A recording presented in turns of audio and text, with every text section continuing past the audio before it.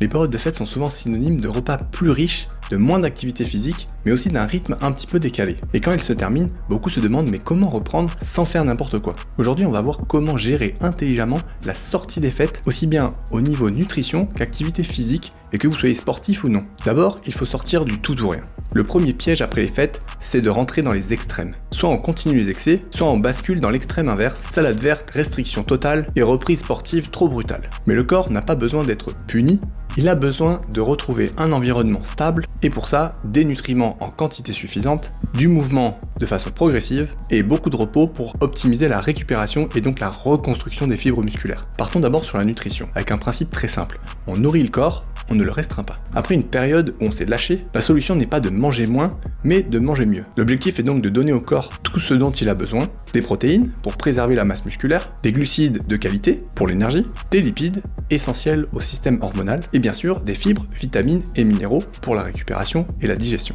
D'ailleurs, une étude publiée dans The American Journal of Clinical Nutrition montre bien que la stratégie de restriction sévère après des excès augmente les troubles du comportement alimentaire et n'améliore pas la gestion du poids sur le long terme. En pratique, cela veut dire que tu as besoin de repas structurés, de suffisamment de calories et d'une régularité sur le long terme. Le corps retrouve naturellement son équilibre si on arrête de le brusquer, et que ce soit dans les excès ou dans les restrictions. Allez, maintenant au niveau des activités physiques, le mot d'ordre sera la reprise progressive. Et oui, côté sport, le raisonnement est exactement le même. Après une pause ou une baisse d'activité, le corps a bien évidemment perdu un petit peu de force, et donc de tolérance à la charge, de coordination, et parfois même de mobilité. Et donc reprendre trop fort, trop vite augmente le risque de blessure. Une étude publiée dans le British Journal of Sports Medicine montre que les augmentations rapides de charge d'entraînement sont associées à une hausse significative du risque de blessure, surtout après une période d'inactivité. Donc la clé, c'est la progressivité. Reprendre avec des séances plus courtes, des séances moins intenses, mais surtout remettre du mouvement, mais ne pas viser la performance, du moins au début.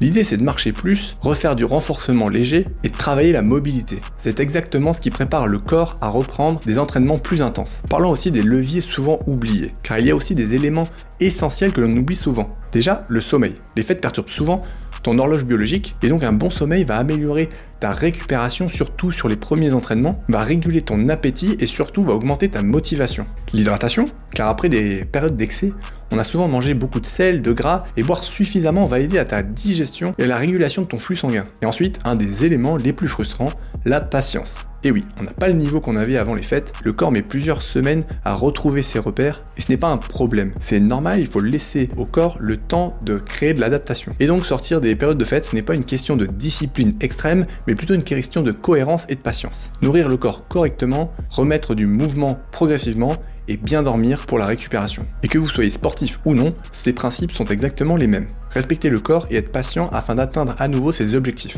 Si cette vidéo t'a plu, n'hésite pas à laisser un like et à t'abonner pour ne jamais rater un épisode. À la semaine prochaine!